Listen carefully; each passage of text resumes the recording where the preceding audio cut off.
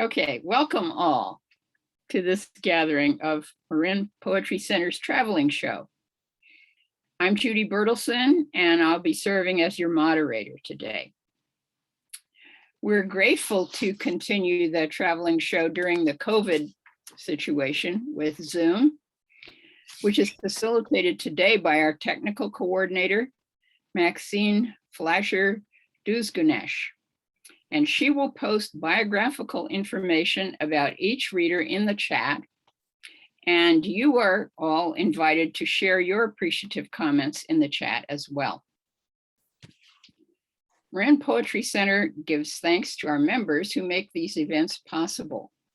If you're not a member, please consider joining us to help build bridges through poetry. Details can be found at marinpoetrycenter.org.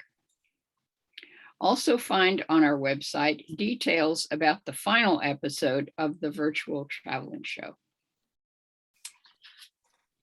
Marin Poetry Center begins today's event by acknowledging we are located on the unceded ancestral lands of the Coast Miwok people of present-day Marin County.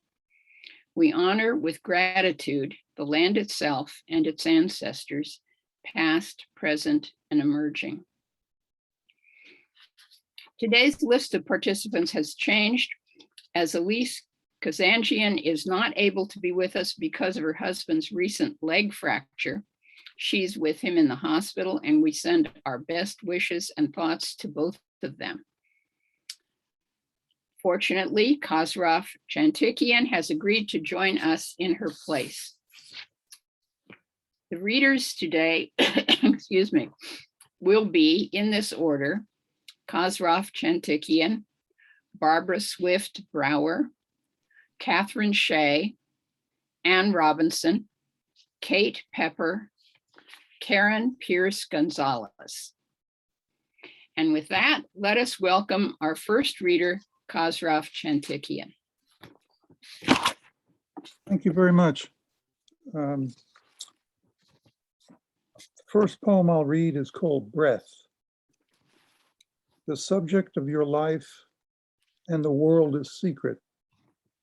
You may decide now's the day to fly away, but you have learned that each day of living grows deeper into the next, and the dreams you summon will consume your breath. This is our life. The heart will live until it cannot see past the darkness. Then the breath will know it is time to summon light where it was first born for that final sound of your embrace.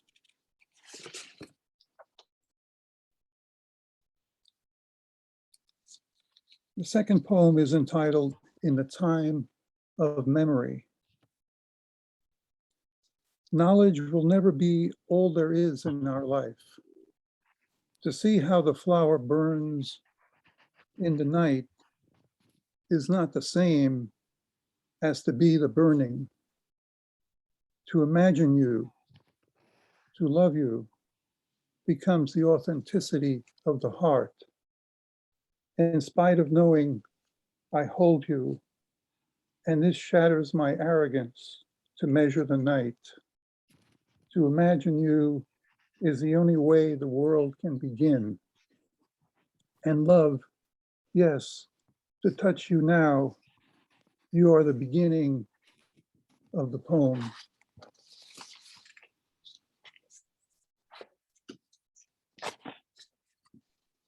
Third poem is entitled Equations of Love. Our heart and soul creates the body and brings into existence its strength. It makes your giving and receiving a kiss comprehensible. The mixture of human emotion has remained constant since we came into this small world. The birds call to each other as storms begin to turn to spring. Our dreams and senses give us parts of the miraculous invention of how love might one night explain how the kiss was conceived in our times. Intuition, dreaming, love, happiness, your eyes, speaking with you. Mystery invites us to live with love's passion touching you, finding you somewhere, then touching your eyes is the beginning of love.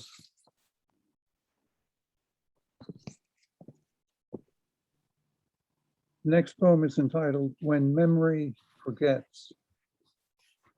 The thoughts my mind keeps of you, the way you move, how you stir the soup in winter and spread jam on your homemade bread, the way you cut the flowers and place them in mother's old orange vase. Memory cannot be robbed of its inheritance, only murdered slowly after twilight has come. You asked, what does memory do?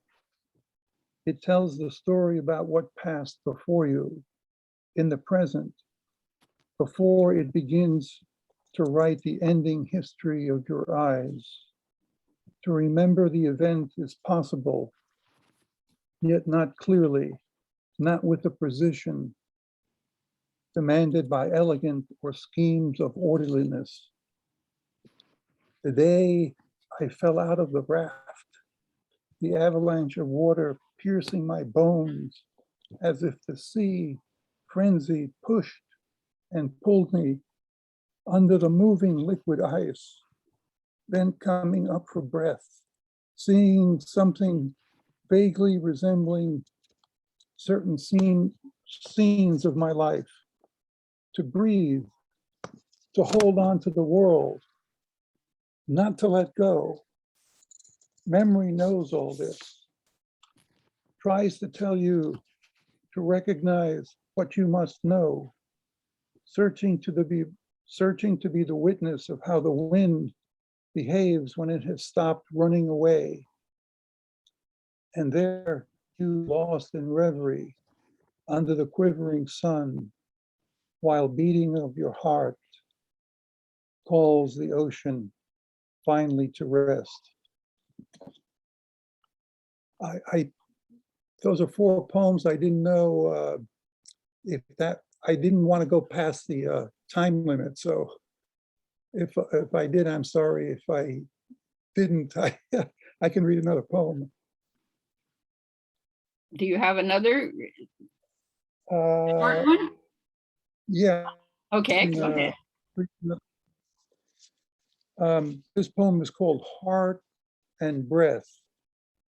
The heart beat and the breathing while the leaf falls into my hand, the sound of the sky so crisp after breathing.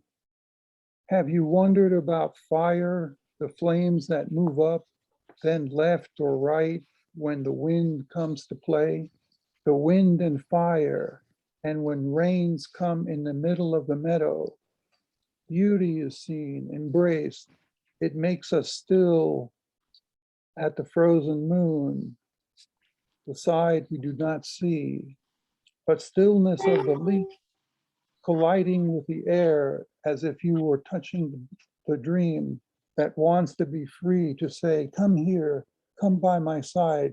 I will show you about love, how the face dies from the want of a touch, from the lack of the heart that is dying to beat, from the memory of the leaves falling into my hand, and from my hand into yours. Thank you. Thank you for your poems and your voice gently holding these big themes of death and life, memory, forgetting. Thank you. And now we're going to, hear from Barbara Swift-Brauer. Hi, it's an honor and a pleasure to be here today. And Thanks to the Marin Poetry Center for being there for so long and issuing Zoom traveling shows. Let's hope we get to do them in person again. This first poem was inspired by a quote that from Billy Collins. And it's the epigraph of the poem. He said, "I have very little tolerance for poems that start in Oz." So this is Poet as Uber driver. Let's imagine the destination is Oz. You can't just pull up in that Uber van of yours and unload your readers at a curb in the Emerald City. You need to find them where they are, in Leavenworth, Wichita, or any Kansas wheat field. It's evening. They're reading by the living room lamp, new drapes at the window, worn boots outside the door. Now it's your job to convince them, usher them into your plush seats, slide the door closed after them, ease slowly down the street to its intersection with the yellow brick road. Time to work your magic by anaphora and simile, arrange the view through the tinted windows, the visage of a flying monkey, perhaps, a crabby apple tree. Pull out your playlist of lyric, elegy, or pantoum. Time will speed by. You'll have them where you want them, grinning at all the little folk waving you down the road. Before you know it, that horse of a different color comes into view. Trip ended, they climb out, eyes agog, and pay their fare. Be sure to hand them then those ruby slippers they'll need for the return trip home.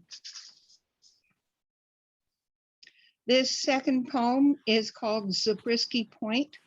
It refers to the movie and not the Death Valley geological feature. Zabriskie Point. Naomi and I, 17, happy delivering our running commentary on the Antonioni film, until a voice from the darkness behind us tells us to shut up. Now, though I try, I can't remember the movie's plot. In my mind, there is Naomi, the theater, which one? The anger in the voice, an exploding refrigerator, suspended lettuce, nothing more.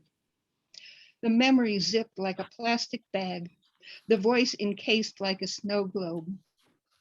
All my life, a trail of disasters, the VW bug in an April snowbank, the wrong name announced on the loudspeaker, the unlatched suitcase, contents everywhere. How feverishly they burn in quiet moments. No doubt they read to you like mere lunchroom misdemeanors. You have your own Naomi, your own matinee when you were 17 and knew everything about everything, except how closely you were being watched. This poem was inspired by a gift given to me, a beautiful little dish with gold letters saying, "Be a poem." Well, you know, how would you anyway? So this is how I would be a poem. If I could be a poem, I'd be set in the time of King George I, or perhaps William and Mary, when orange and bay trees lined the orangery at Hampton Court. Mine, a scene in the banquet pavilion. It's late, after the pheasant and venison, the wine spilled, refilled, drunk to the dregs. Hounds lounge by the fire. The diners themselves rumble and nod. Waistcoat buttons bursting, gouted limbs outstretched on pillows. No one hears the soft slippered feet moving along the corridors, the embraces, the whisperings, the closing door, silk slipping off shoulders. I am the poem of this hour, what neither Pope or Dryden would dream of setting into ink, but a scrawl on the scrap of an old laundry bill, fallen onto the cobblestones in a January rain, crushed under a passing carriage wheel.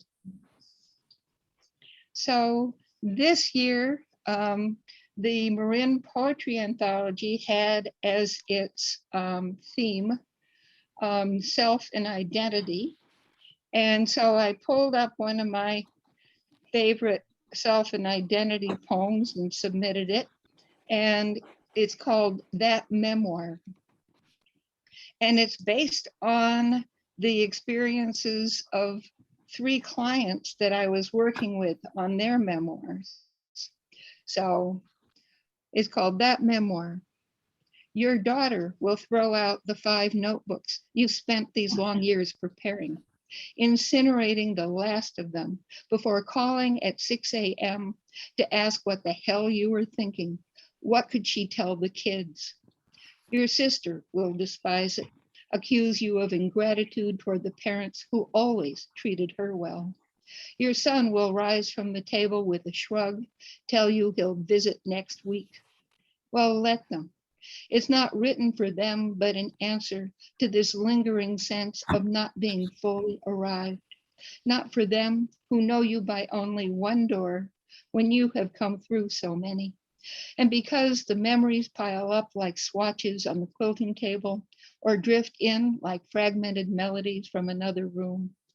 In truth, it's for that small child asking to hear the story again from the beginning, this time told true all the way to the end. This poem also has an epigraph. It's from a poem, The Inheritance by Stephen Dunn. And the quote is, why not trust that almost everyone, even in his own house, is a troubled guest? It's called Getting By. If ever there were a troubled guest, I can tell you it's me.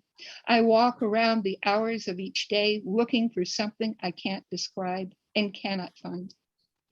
What does it mean to be locked out of your life, to forget where you left it, forget what you love? See how each day begins exactly as the day before, and I just as useless as last night, yesterday morning. I'm getting nowhere fast. But you know this, don't you? You do. I can see from the discomfort on your face, you wish for another topic. There are so many, aren't there? That's what moves us through the day. A Zoom, an errand, a walk to look for the egret, the news, late and early, the terrible news. And yet, when you are back inside the late hour that is your solitary house, that hollow you step into, leaving everyone else outside, you are again that troubled guest, yourself inside your life. Am I right? And finally, a little bit of nostalgia. For one thing, for fireflies. I miss fireflies from summer, but anyway, this is Who's to Say Eden was not out the back screen door. A summer's evening, fireflies waiting in the grass, the familiar voice sounding through the trees in the gathering darkness, calling us home. Who's to say we were not intimate with that lush world, giving names to its animals and the stirrings within us? Or that we did not leave of our own volition with the irresistible knowledge we could not remain? Who's to say on this late June evening, we are not again hovering there, waiting to be called home? Thank you very much. Thank you, Barbara, for, among other things, driving us first to Oz and then taking us through many vistas of Kansas City and even environs east with the fireflies. And now we will turn to Cathryn Shea. Hey, Cathryn. Okay, sorry. Thank you. Started out with Know the Dahlias. My couch is like a plush pew, the blankness made bearable by a recollection of dahlias and all their relatives invited here. The sunflower, daisy, chrysanthemum, zinnia, lush and forgotten scat and manure of their floriculture, tender leaves. How I long for the clouds of insects, to be bothered by them as in my childhood. I grieve even for the gnats and no-see-ums that used to pester us with their swarms on a summer evening. The racked spines of folding chairs, a great ambient snore of cars and dusk's creatures. My limbs are stiff with reruns and solitaire. Thoughts bloom in molasses minutes, dichotomous. This next poem is really inspired by my Stockton branch of the family. Beloved monsters. 1. Beloved monsters have escaped from the basement. You can't even see the stitching used to sew the remains of my ancestors together. I did not shriek or rend my clothes, enigma tucked between my legs. The clues of one side of my ancestry on the wall in curlicue frames arranged just so to stare back at progeny. How I miss them. Their neglected graves, far flung as they are, under suffering oaks, ribs of stone underneath. My own monster guts built of their DNA, spectral and waiting, forever hunting deer, forever fishing trout, setting a table for the deep dish pie. My cabinet is full of knickknacks from those lives, a full set of bone china, including gravy boat I haven't used in years, salt and pepper shakers in the shape of two googly-eyed pups hugging. Between psalms, the silver-plated butter receptacle with its ingenious pocket for ice under the cut crystal dish covered with round dome like a courthouse and its blunt knife that sits in the broken cradle. Summers, my orphan teenage grandmother, raised by her sister, hurried carrying heirloom butter dish from the ice house to the ranch house dining table as fast as she could, and still the butter would melt. Her brother-in-law in from the field would flop on the floor in his clammy coveralls, kick grassy boots off, legs stretched out in front of him, and he'd play with the dog, a little terrier, finally go wash up, come back to the table in clean undershirt and eat supper.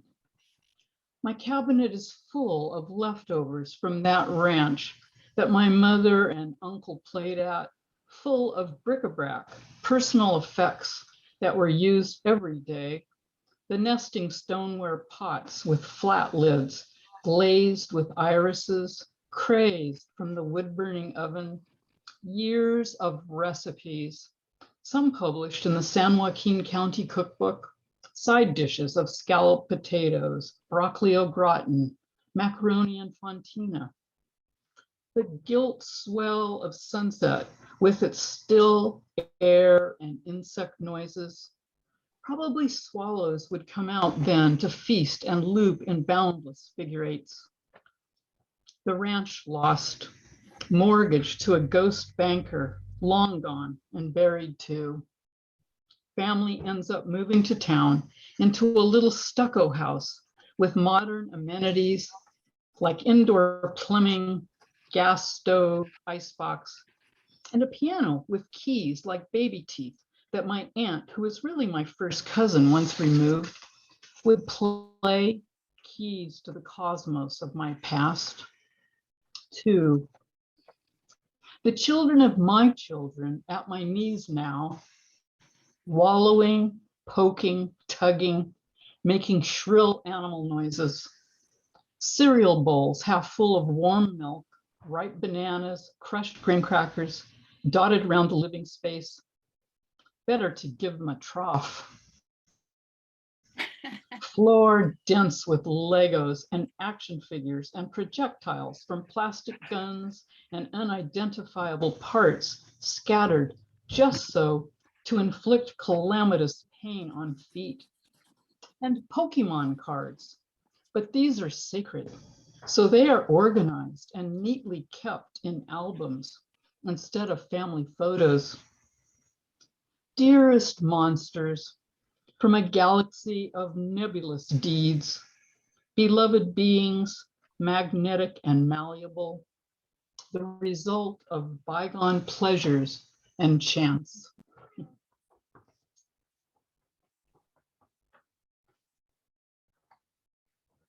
And this was inspired by, the wind, the fact that we really want to generate power from wind, and we hope a lot for that. When wind turbine blades expire, on the road over Altamont Pass, wind turbines stir by the incessant gusts that whip through the sere grass. The white towers from uniform rows like the identical white headstones where 2 million are interred. When wind turbines die, their bones go to landfill's dry catacombs. No memorial, no eulogy for making clean energy. Their fiberglass will never decompose and can't be recycled. The blades will be buried in common pits until a startup invents a way to chew them up into pellets or press them for an afterlife as fiberboards. Stacks of T-Rex sized limbs, the remains of our good intentions. And let's see. The last poem I have here. Anniversary memento. I sleep in my clothes, so before breaking the fast, I can fetch the morning paper, an archaic medium for news. Then time to remove outer dead skin, shower. The long detente of parenting and work years gone. Pity me, expecting a bejeweled anniversary gift. I must settle for a carafe or crock pot. An inverse memento mori, interlocking cells of marriage spilling. I know my husband's thrift in our housewares, having brushed him with my tongue many years. My tutelary, I will not depose my paraclete that hunkers down in the vestibule of my soul. My misdemeanor life, my era, more like error, with a brief paradiso terrestre, fleeting cataracts of Edens. My face in the folds of your lap, so forgiving that my conscience feels swaddled and I forget anxiety, never mind guilt, never mind remorse, that I didn't behave better in this life as I did in my ghost life. Seed to acceptance, this bundle of years, like a hard, sweet root. And thank you. Thank you, Cathryn. You had lots of wonderful things going on, but I was especially taken with some of your really, really unique phrases and terms, ambient snore, and better to give them a trough. Very, very funny and wonderful. Thank you. Thank you. So now we're going to hear from Ann Robinson.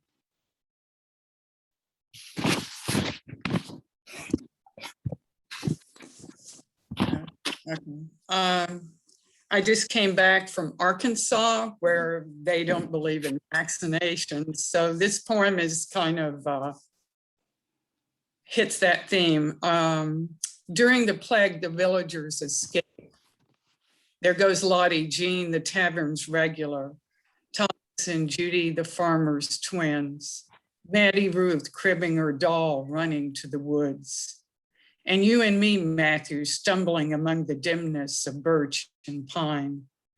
The forest becomes our dark mask, gleaming eyes, hollow sounds await us.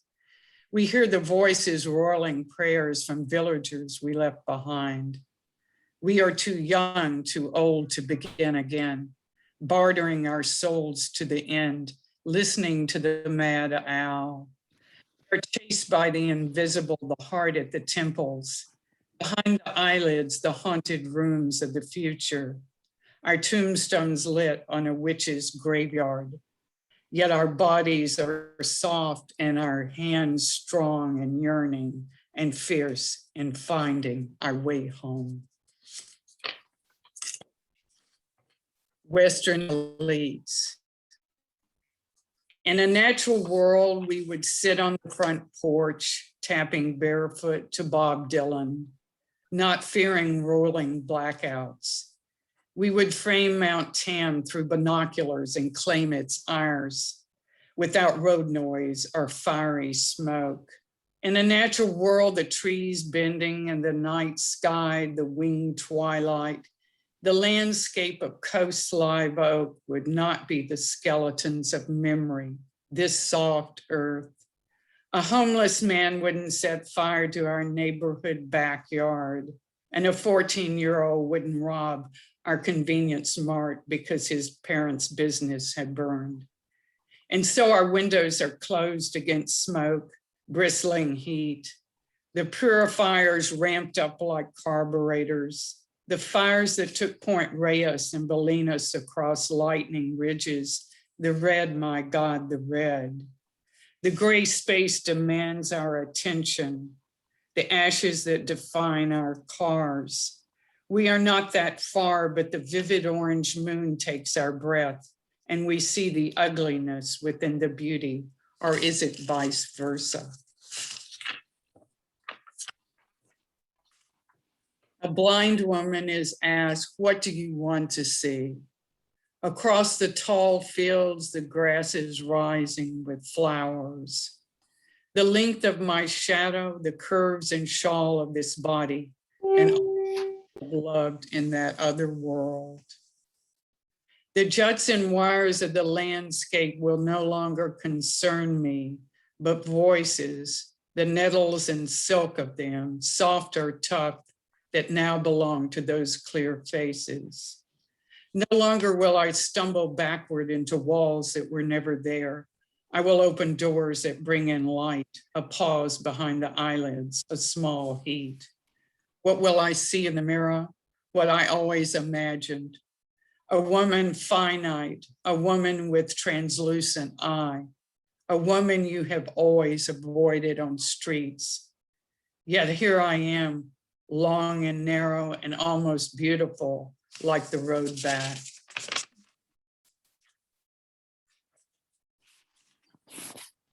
My first roommate at Barnes Hospital. But for all those beautiful Greek faces I've studied so aquiline and precise in museum light, it is her profile I've remembered all these years. High-boned and chiseled, sleek nose tilted up to the ceiling, a widow's peak that cut into her forehead. Her name was Sally from way up Minnesota. Her history mapped out in tubes and liters and a nurse's stern face. I knew her 5 hours before they wheeled her out of that clattering hallway, body covered with a sheet. That whiteness, like snow falling, no more like a christening gown, this exhausting white. Scientists say in a perfect vacuum, flares of light will appear from nowhere. Somehow that space lives on. Wheeled into surgery. I am ready for the next life. The orderly telling me to count backwards into a time when we gather at the Blue River, white wings moving above us. The sky gray as rock, baptized in my childhood lake. The preacher making me whole again. the shimmering fluorescence of a new skin, or whether to see with both eyes what I haven't seen in weeks. It's the Lord's will, a nun told me the night before at my bedside. And I'm wading in the water, the fish swimming around my ankles, clear as a tinkling bell. I can see what I've never seen before, the white-robed men lifting me from the river. Be still, say the men who still believe in resurrection.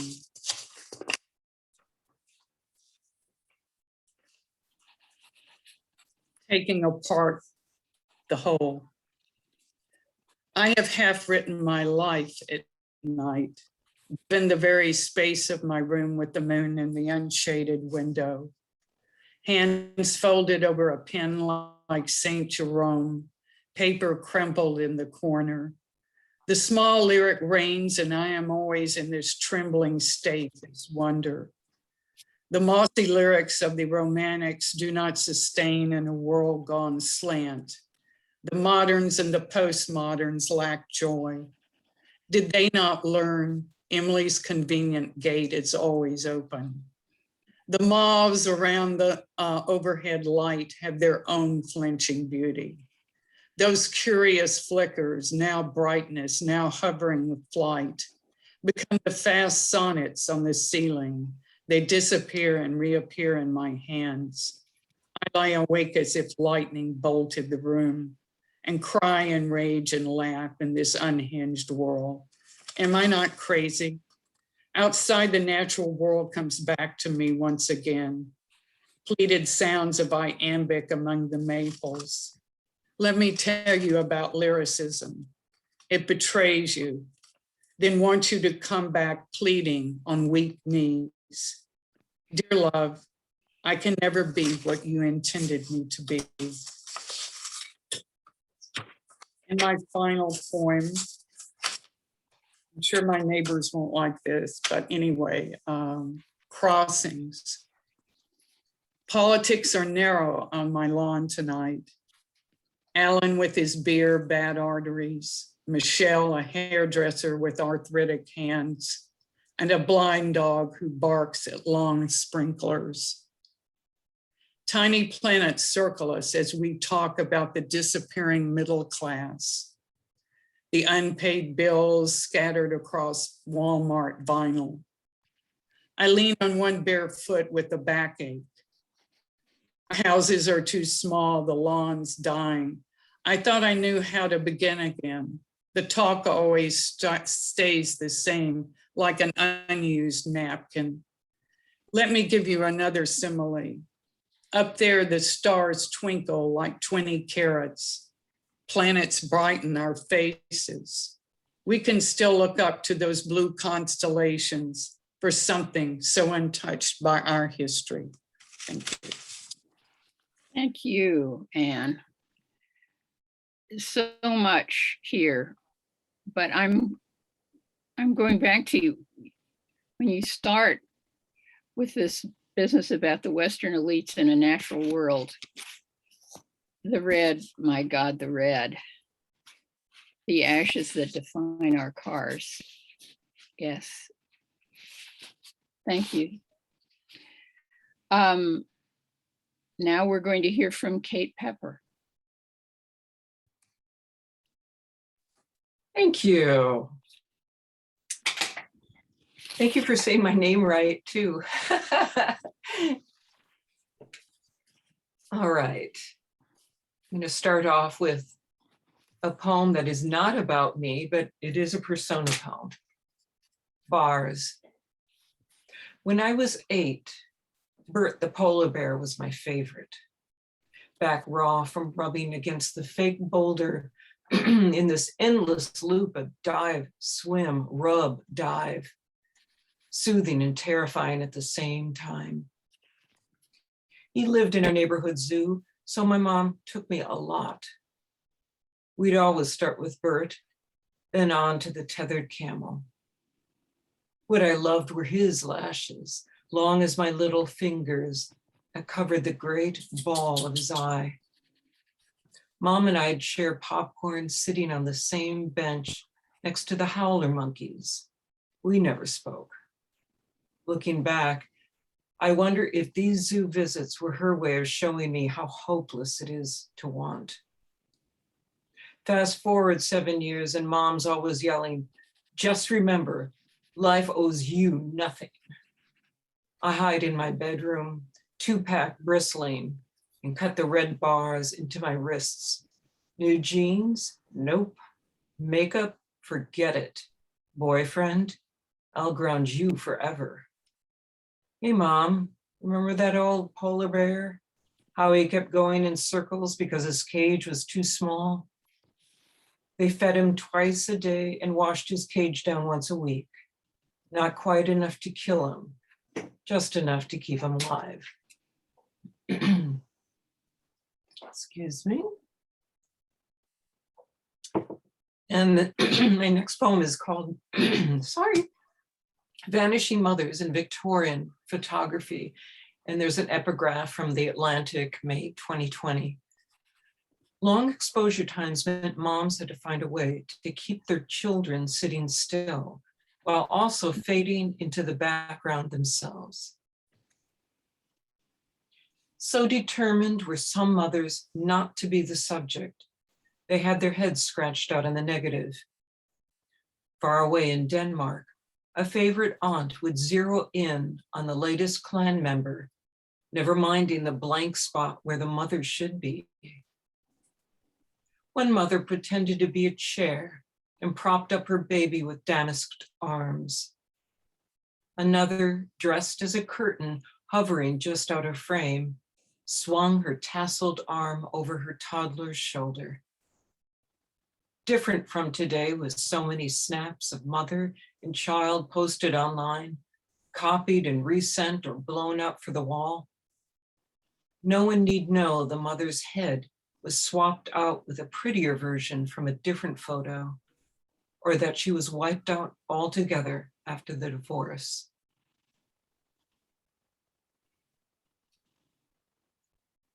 And this one is called Thirst. I can't turn my eyes from the new mother in the next booth holding her baby. The pull, an urge that makes my throat crack with heat. I want it like cold water after years in the desert. That mother's glow, her arms a nest she's built for 9 months. No, her whole life. I want her breasts heavy with milk and hormones and health. Her fingers laced under the small weight like twigs. Everything needed to make that nest weatherproof and love-laden. This diner Madonna and her newborn, her smile, a light beaming everywhere, her baby mimicking her smile. I want that bond. I drink it all down. Mother, baby, nest, light, water of life. I need it. I need it now. Here's the waitress bringing my coffee, eggs and dry toast. Take it away. Please, just take away this thirst.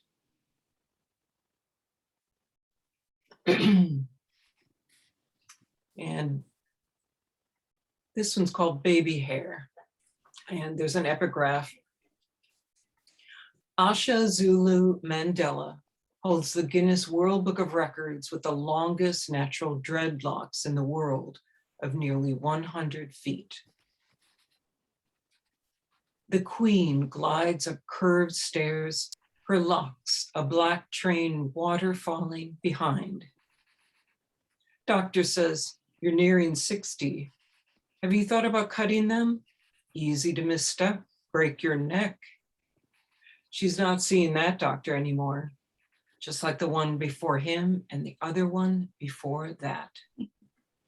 She says her baby is all she's got to tend to in her life. Cutting her hair would be equivalent to suicide. People from all over take selfies with her locks coiled like a sleeping serpent at their feet. Or Asha tells her fans to stretch her hair back as if they were her maids of honor and she the perpetual bride. Her locks have eclipsed the creator, and this mama is fine with it. Baby girl, she whispers, you grow big and heavy and long as you want. They call you dead weight, born to be my winding sheet. Never mind them. I'll never cut me from you. Next one is a silly poem. One crutch. Who put it there? Why there? Corner of Lansdale and Center. Its skinny shadow blue against the stucco. Who'd want just one crutch? Why separate it from its partner? Is the other one stuffed into a dumpster, pinning down photos ripped and raw-edged? Is the lone crutch an omen for a woman's ex to daily drive by that says he doesn't have a leg to stand on? And if you'd look closer, there'd be a box of single socks and single shoes, size 13 in the crutch's shadow. A box of single everything. Everything that made sense when it was doubled. Pairs that were his and hers and theirs, but alone, useless as a glove, a sock, one crutch. And this last one, it's called The Scarf, and it has an epigraph from Psalm 5:1. Give ear to my words, O Lord. Consider my groaning. God rakes his backyard. He loves how each leaf is different, each growing and falling in their own time.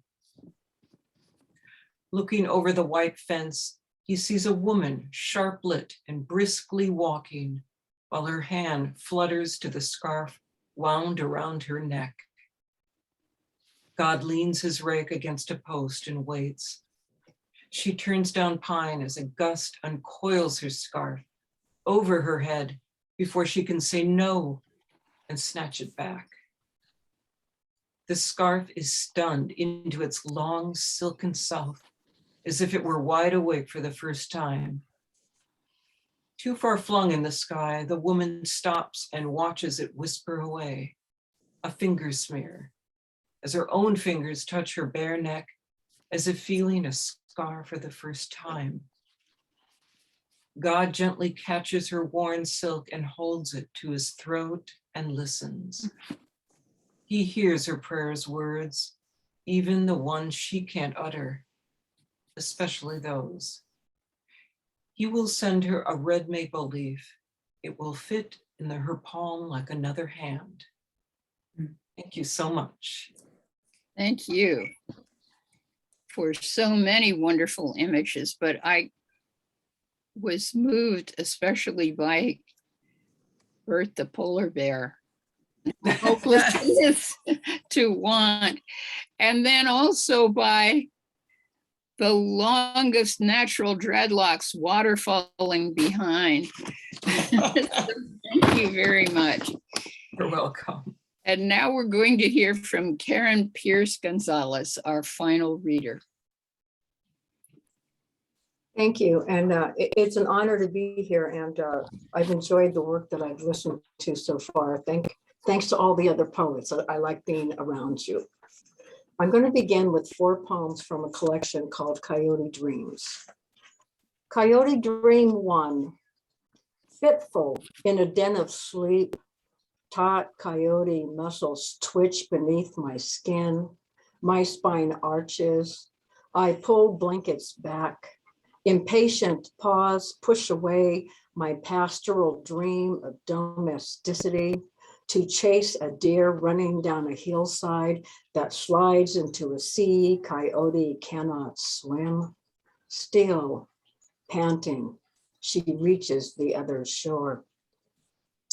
To slumber, I try again to count sheep, but stop when the wet, lone desert dog growls. Meadowed flocks are not to her liking. She prefers uneven edges of nightfall, a darkness dissolving the calm of my certainty about which shadows are tame enough to clothe and feed, to give pen, paper, and paintbrush to. Not every pocket of inner wilderness is meant to stay wild, is it? I am jolted awake by the squeal of dawn's fast-moving tires rounding the corner. Ears perked, I bark, run, and the coyote does, before daybreak can fold her back into the sheets of the bed I have made. Coyote Dream 2. It has been weeks since Coyote slipped out of my fenced-in days that now began with longing for her, a carnivore who cut her teeth on the raw edges of my heart, crimping the protective outer layer like it were pie crust. Coyote 7. Searching, not finding any trace of Coyote, I rock myself to sleep. Moments later, her tail brushes my face, her low whine playful to my ears, her eager eyes, 2 moons illuminating the blue haze of midnight. She wants me to catch her in corners where sinews stretched, she shoves against my tightening grip, then scampers back into the darkness through a window I'll never close. Coyote Dream 8. Coyote sprints to a cluster of chaparral sage and glances back at me before nuzzling her slender nose into the spicy herb leaves where, in ceremony, I first found her, cradled inside the basket of my rib bones. The final 4 poems I will read are from another collection called Soda Fountain Sky and Other Starry Places. Andromeda. On the edge of a black hole, Andromeda pushes against its dark pool and thinks about what she wants. A winter holiday with her mother, Cassiopeia, the queen, a drunk demigod more beautiful than she is anything else, can't celebrate. She's tied to an unmovable throne. Poseidon's revenge after lips curling, she declared his sea nymphs unsightly. Andromeda, peering out from behind her mother's legs, had begged her mother to be numb. Too late.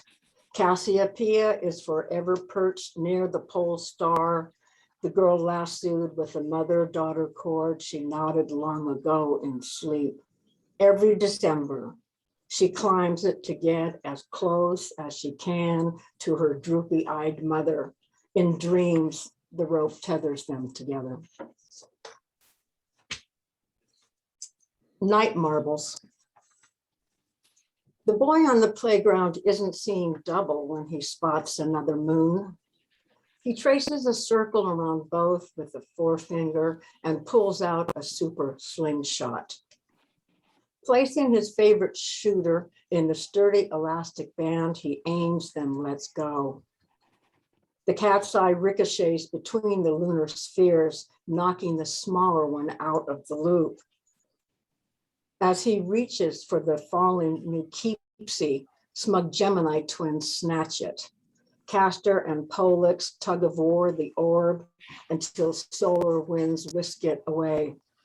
The lad's stolen prize swept into a blinding stream of northern lights. This poem and the one that follows it are in response to Li Po, who is maybe one of my favorite poets. This one is entitled Waking Up in Paradise, and it's in reference to his poem entitled His Dream of the Skyland. In a skiff of sleep, he drifts towards Bliss Mountain. Venus, watching churned waves of desire, climbs down to get a closer look at the common man, calloused hands, slumbering alone. She directs morning tides to steer his vessel ashore. Warm sands lead him to lavender ladies, blue-tailed butterflies on their toes. And the last is, again, to Li Po. My title is Merlot with the Moon. The title of his poem that this inspired is Amidst the Flowers, a Jug of Wine. I row my paddle boat midway across the olive green lagoon and stare at the stitched quilt of night, patchwork planets and constellations, climbing sea goat, stringed lyra, barking big dog, pieced together with irregular threads of light above me. I pour a glass of Merlot, raise it to the moon, invite her to join me. Lunar lips sealed, moon cannot swallow even one sip. I drink her share and dance, clumsy, drunk shadows sway. Friends forever, I swear, my voice ripples out over water. I fall asleep, promising we will meet again. Thank you. Thank you very much, Karen. So many wonderful images and also heartrending, painful, painful isn't the right word, but I can't think of the right word right now, but heartrending images, the coyote dreams especially. But also we're ending now with the stitched quilt of night, just a wealth of, we had light marbles, we had all kinds of wonderful things there. So thank you all very much. And that concludes our readings today. Thank you all, the 6 poets, and thank everyone else, the people who have listened and commented. And be sure to check out the final traveling show. And we hope to see you there.